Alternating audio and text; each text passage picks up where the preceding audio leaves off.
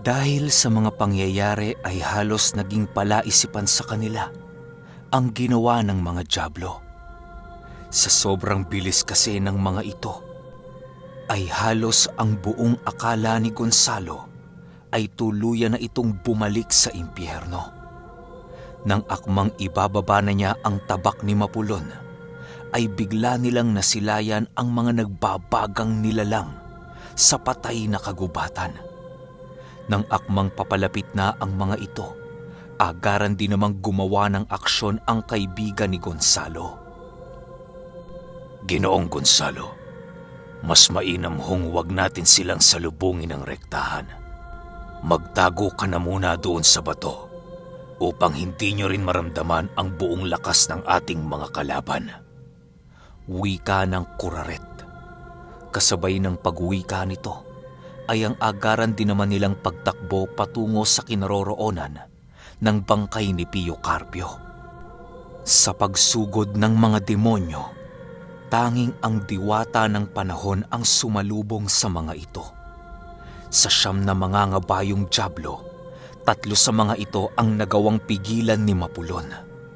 Nang tuluyan ng makalapit ang mga nilalang sa bato, dahan-dahan din namang nagmasid si Gonzalo sa buong paligid. Nais niyang malaman noon ang eksaktong kinaroroonan ng mga ito upang madali niyang maiwasan ang bawat pag-ataking gagawin ng kanilang kalaban. Sa pagsipat ni Gonzalo sa likod ng bato, doon niya nasilayan ang 2 diablong pilit kinukuha ang bangkay ni Pio Carpio. Meron itong mga pinag-uusapang bagay na halos hindi mawari ni Gonzalo kung anong lengguwahe ang gamit ng mga ito. Ilang minuto lamang noon ang lumipas, biglang nanlaki ang kanyang mga mata nang masipat niyang tinatalian sa leeg ang bangkay ni Pio Carpio. Pagsilay niya sa pinaggagawa ng demonyo, ay halos hindi na niya nagawang pigilan ang kanyang sarili kung kaya't ninais niya nang lumabas sa lugar na yon upang makipagsabayan sa mga demonyo. Hindi na nagawang mapigilan ng Kuraret noon si Gonzalo dahil sa sobrang bilis ng mga pangyayari. Sa paghanap niya sa mga demonyo, doon niya nasilayan si Mapulon na abalang-abala sa kanyang pakikipaglaban. Segundo lang noon ang lumipas nang tuluyang pumaikot kay Gonzalo ang mga demonyo. Paglalarawan niya sa mga demonyong yon, wala itong mga muka at nababalutan ito ng mga nagniningas na baluti sa kanilang buong katawan. Maging ang kabayo ng mga ito, animoy nanggaling din sa impyerno na siyang labis niyang ikinakabahala. Ang iilan sa mga nilalang na yon ay nakasuot ng punit-punit na balabal na siyang nagkukubli sa kanilang kaanyuan. Habang pinapaikutan siya ng mga ito, ramdam na ramdam ni Gonzalo ang bigat ng presensya sa buong paligid. Nang makalapit na din sa kanya ang Kuraret, agaran itong nagpalit ng anyo upang paghandaan ang mga susunod na mangyayari. Nang masipat ng mga dyablo ang ginawa ng kaibigan ni Gonzalo, ay bigla itong sumugod sa kanila ng buong lakas. Gamit-gamit ang kanilang mga nagbabagang sandata, ay walang habas nila itong hinataw sa 2. Panay naman noon ang pag-ilag nila Gonzalo habang naghahanap sila ng pagkakataong umatake. Sa bawat pagkumpas ng mga dyablo ng kanilang sandata, ramdam na ramdam nila ang matinding pinsalang magagawa sa kanila kung sila ay hindi maswerteng mailagan ang lahat ng pag-ataking yon. Dahil sa 6 na demonyo ang nakapalibot sa kanila, kung kaya't wala silang naisip na paraan kung hindi ang maghiwalay upang mahati ang kanilang kalaban. Kaibigan, mas magiging madali ang digmaang ito kung hahatiin natin ang ating mga kalaban. Ako na ang bahala sa 3 at ikaw naman ang bahala sa natitira pang 3. Naway gabayan tayo ng ating mga ninuno at ng mga diwatang nagmamasid sa paligid. Wika ni Gonzalo. Nang marinig ito ng kuraret, tumangulang naman ito upang maipakita ang kanyang pagsang-ayon sa naisip na plano ni Gonzalo. Walang sabi-sabi, agaran itong kumaripas ng takbo upang tuluyan itong makalayo sa kinaroroonan ng kanyang pinuno. Si Gonzalo naman noon ay tumakbo na din ng pasalungat na nakaayon sa kanilang mga plano. Nang matagumpay na nilang nahati ang kanilang kalaban, doon na nila piniling magseryoso sa kinakaharap nilang digmaan. Habang patuloy na umiilag si Gonzalo, panay naman ang pagtali niya ng kanyang latigo sa 2 tabak ni Mapulon. Ginawa niya ang bagay na yon upang makaya niyang labanan ang mga ito nang hindi gaanong lumalapit. Sa bawat paglapit kasi ni Gonzalo sa mga demonyo, ramdam na ramdam niya ang pagkasunog ng kanyang mga balat at baluting gawa sa kahoy. Habang pinapaikutan siya ng mga ito, patuloy niyang hinahampas ang mga ito, gamit-gamit ang kanyang latigo na merong tabak sa dulo. Sa bawat pagtama ng kanyang sandata sa mga demonyo, ay halos kitang-kita ni Gonzalo ang bawat pagningas ng mga baluting nagbabaga. Nang makahanap ng pagkakataon ang mga demonyo, sabay-sabay itong sumugod sa kinaroroonan ni Gonzalo upang tuluyan siyang paslangin. Sa paglapit ng mga ito ay halos magsisisigaw na siya ng napakalakas dahil sa sobrang init ng kanyang buong katawan. Paglapat pa ng nagbabagang sandata ng mga ito sa kanyang balat, ay halos matunaw na ang kanyang mga sungay dahil sa sobrang init ng paligid. Ang mga mababasang lupa sa paligid ay halos natuyo na dahil sa pananatili ng mga demonyo. Habang nagsisisigaw noon si Gonzalo, patuloy naman siyang nakikipaglaban para sa kanyang buhay. Pagsilay niya sa kuraret, laking gulat na lamang niya nang masipat niyang nagkulay itim na ang buong balat nito. Nilalabanan kasi ng kanyang kaibigan ang mga demonyong yon, gamit-gamit ang kanyang palakol na unti-unting natutunaw sa bawat pag-ataking kanyang ginagawa. Si Mapulon naman noon ay nagawa ng makapaslang ng demonyong kanyang kalaban. Ilang minuto pa ang lumipas, muli na namang sumugod sa kanyang kinaroroonan ang 3 demonyo. Dahil sa pasunod-sunod na pagsugod ng mga ito, kung kaya't matagumpay na nilang napahina ng lubusan si Gonzalo. Hindi na kinaya ng gabunan ang labis na ningas ng apoy na nanggagaling sa mga katawan nito. Habang patuloy siyang sinusunog ng mga demonyo, ay wala namang nagawa si Gonzalo kung hindi ang tanggapin ang mga ginagawang pag-atake ng mga ito.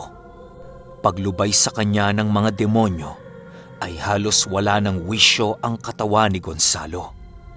Dahan-dahan itong bumagsak sa lupa habang unti-unting nanunumbalik sa kanyang orihinal na kaanyuan ang kanyang katawan. Purihin ang Ama sa pamamagitan ng aking kaluluwa. Oh, Tio Carpio, ako'y malapit ng sumunod sa iyo. Naway sa paglisan ko, maging masaya ang aking pamilya. Kaloy, ikaw na ang bahala sa aking mag-iina. Wika ni Gonzalo sa kanyang isipan.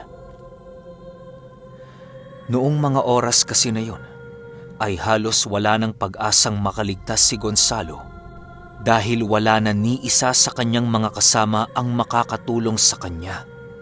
Ang kuraret noon ay halos magsisisigaw na habang patuloy na tinatakasan ang mga demonyong kanyang kalaban. Si Mapulon naman, halos matupok na ng nagniningas na apoy na nanggagaling sa mga demonyo. Sa kanilang 3, tanging si Mapulon na lamang ang natitirang lumalaban.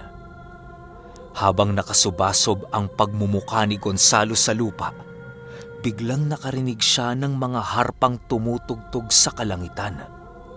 Napakaganda ng tugtuging nililikha nito na halos ang lahat ng kanyang pangamba at pagdurusa ay napalitan ng pag-asa at kagalakan.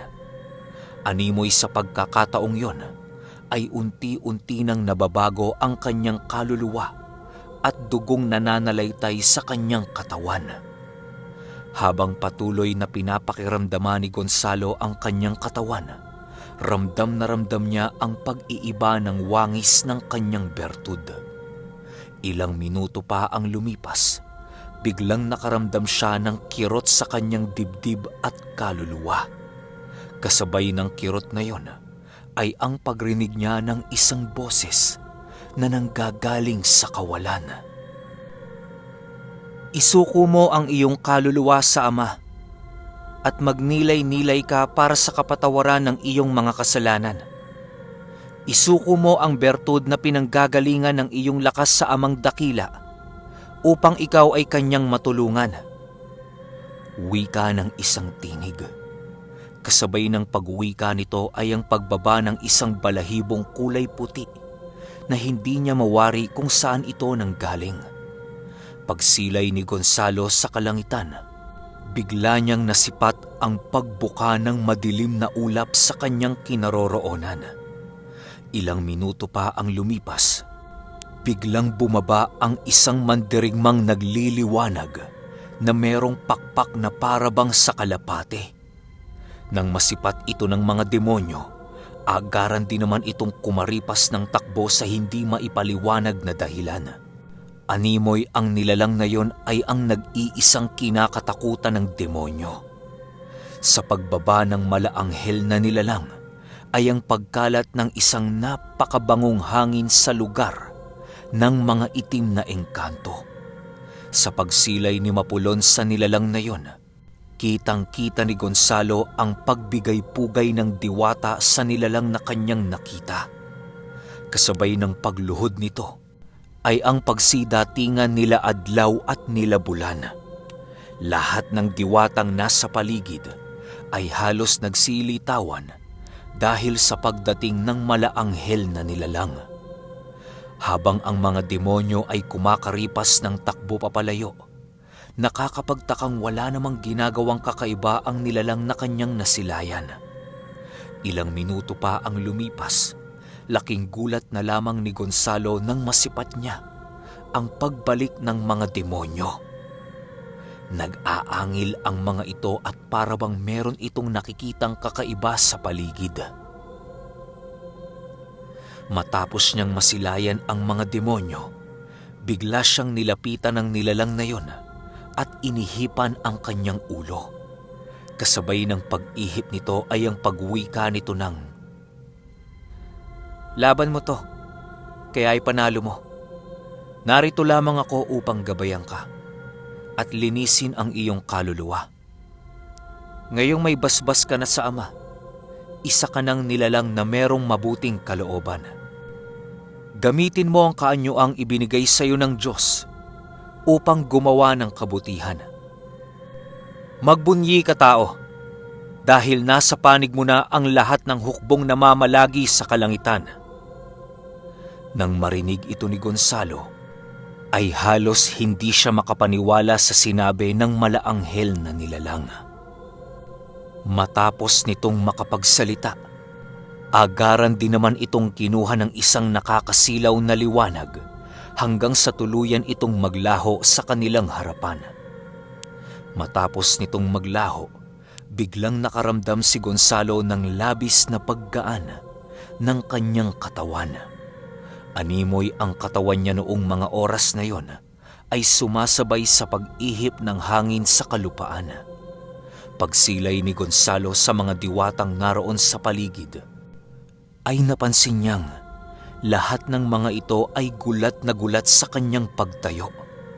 Pagsipat niya sa isang mababaw na tubig sa kanyang paa, doon ay nakita niya ang pagliliwanag ng kanyang mga mata. Ang lahat ng langis na gamit noon ni Gonzalo sa pagpapalit anyo ay tuluyan ng nabasag sa hindi malamang dahilan. "Gonzalo, napakapalad mo. Diyos na mismo ang gumabay sa iyo. Wika ni Mapulon. Masaya ako para sa iyo, Gonzalo. Hindi ko inaasahang sa lalong madaling panahon ay makakamit mo ang pinapangarap ng lahat ng nilalang dito sa mundo. Wika naman ni Bulan. Matapos nitong makapagwika, pinili ng mga diwatang pagtulungan ang mga demonyong muling papasugod sa kanilang kinaroroonan. Ang ginawa naman noon ni Gonzalo ay nilapitan ang kanyang kaibigang patuloy na naghihinagpis sa mga pinsalang natamo nito sa pakikipaglaban. Ayos ka lang ba? Nag-aalalang tanong ni Gonzalo. Nang marinig ng kuraret ang tinig ni Gonzalo, agad din naman itong nagpalit ng kanyang orihinal na anyo. Ayos lang naman ako, Ginoong Gonzalo. Huwag niyo na ho akong alalahanin. Tumakas na ho kayo sa lugar na ito. Nang hihinang sagot ng kuraret. Dahil sa sinabi nito, ay mas lalo pang tumindi ang pagnanais ni Gonzalo na lipulin ang mga demonyo. Pagsipat niya sa kinaroroonan nila Mapulon, napansin niyang abalang-abala ang mga ito sa pakikipaglaban. Kitang-kita niya noon ang pagiging dehado ng mga demonyo dahil sa dami ng mga diwatang nagtutulong-tulong upang mapuksa ang puwersa ng mga ito. Habang abala pa noon ang mga diwata, pinili na muna niyang bigyan ng maayos na higaan ang kanyang kaibigan. Matapos niya itong gawin, agaran naman ang pagbalik niya sa lugar ng digmaan upang pagbayarin ang mga demonyo sa kanilang kasalanan. Paglapit niya sa mga ito, ay nagwika siya ng, Mga dakilang diwata, hayaan niyong ako na ang kumalaban sa mga demonyong ito. Sa akin sila may sala, kung kaya't sa akin sila nararapat na magbayad. Dahil sa kanyang mga sinabi, ay walang nagawa noon sila Mapulon kung hindi pagbigyan ang nais ni Gonzalo. Habang naglalakad ito papalapit sa mga demonyo, laking gulat na lamang ng mga diwata sa paligid nang masipat nila ang dahan-dahang pagbabago ng kaanyuan ni Gonzalo.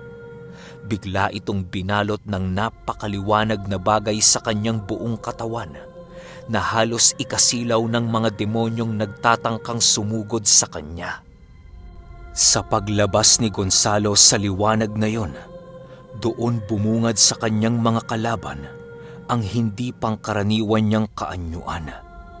Ang dating nilalang na binabalot noon ng kadiliman ay napalitan ng nilalang na binabalot ng basbas ng kalikasan. Habang naglalakad si Gonzalo patungo sa mga demonyo, doon nasilayan ng kuraret at nila Mapulon ang nakakapanindig balahibo na kaanyuan ito. Meron itong pakpak na maihahalin tulad na sa isang anghel. Punong-puno ng baluti ang buong katawan nito at meron itong nagbabagang espada sa kanyang kanang kamay. Sa kaliwang kamay naman ito ay merong pananggalang na nagliliwanag sa napakadilim na lugar na kanilang kinaroroonan. Hindi rin gaanong makita ang pagkakakilanlan noon ni Gonzalo dahil sa pagbalot sa kanya ng kakaibang baluti. Sa pagkumpas ng kanyang mga pakpak, ay biglang nasipat ni Gonzalo ang pag-atras ng mga dyablo. Kasabay ng pagsilay niya sa kakaibang ginawa nito, ay ang pagsugod niya sa mga demonyo ng walang pagdadalawang isip. Sa sobrang bilis noon ni Gonzalo, ay halos hindi na siya kayang masundan ng paningin ng mga ito. Minuto lamang noon ang lumipas nang tuluyan ng mapaslang ni Gonzalo ang tatlo sa mga ito. Ang iilang diablong nakaligtas sa pag-atake ay tinangka ng tumakas pero bigo ang mga ito dahil sa sobrang bilis ng bagong anyo ni Gonzalo. Kahit anong gawing pakikipaglaban ng mga demonyo sa kanya, ay hindi na siya nito nagagawa ng pinsala. Sa bawat pagtarak niya ng espada sa mga ito, ay agaran din namang sumusuot sa kaila-ilaliman ng lupa ang mga nagbabaga nitong kaluluwa. May iilan sa mga demonyong nagpumilit na siya ay pagtulungan, pero tanging kabiguan lamang ang kinaharap ng mga ito. Wala nang nagawa noon ang mga dyablo kung hindi ang makipaglaban hanggang sila ay malipol ng pangkalahatan. Nang malipol na niya ang mga demonyo, halos hindi nagawang makapag-uwi ka ng lahat ng diwatang nasa paligid. Sa pagpalit niya ng kanyang kaanyuan, ay doon bumungad sa uri nila Mapulon ang isang ermetanyong pamilyar sa kanilang paningin. Sa pagpalit ng anyo ni Gonzalo, nasipat nila itong nakasuot ng saya ng ermetanyo na merong daladalang tungkod. Sa pagsipat dito ni Mapulon, doon niya napansin na ang itsura noon ni Gonzalo ay maihahalin tulad sa isang ermetanyo na minsan na niyang nakita ilang libong taon na ang lumipas. Gulat na gulat noon si Mapulon dahil sa pagkamangha sa kasuotang ipinakita sa kanila ni Gonzalo. Paglapit niya sa mga diwata, agaran din naman siyang nagbigay ng respeto sa mga ito. Matapos niya itong gawin, agad din naman niyang nilapitan ang kuraret upang ito ay kumustahin. Kaibigan, ayos ka lang ba? Tanong ni Gonzalo. Ayos lang naman ho ako, Ginoong Gonzalo. Ang mga dyablo, napatay niyo na ho ba lahat? Tanong ng kuraret. Kasabay ng pagtanong ng kuraret ay ang pagtango ni Gonzalo upang ipakita ang kanyang pagsang-ayon sa sinabi nito. Nang masipat ito ng kanyang kaibigan, ay doon pa lamang ito nakaramdam ng kapanatagan sa kanyang isipan. Dahil sa alam nilang wala na silang makakalaban sa lugar na yon, kung kaya't pinili na lamang ng kuraret ang magpahinga na muna sa kanyang hinihigaan.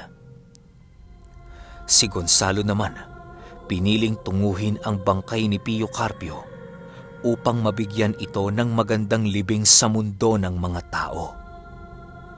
Okay, tigil ko muna hanggang dito sa 95 kasi kailangan ko maglapag ng ibang stories gawa ng may mga warriors tayong bago at saka para ma-shoutout ko rin naman kayo. Kung trip nyo na shoutout, comment kayo sa pin comment ko rito. Para sa susunod na kwento, dito ako mamimili ng mga isa-shoutout ko. Yun lang. Salamat.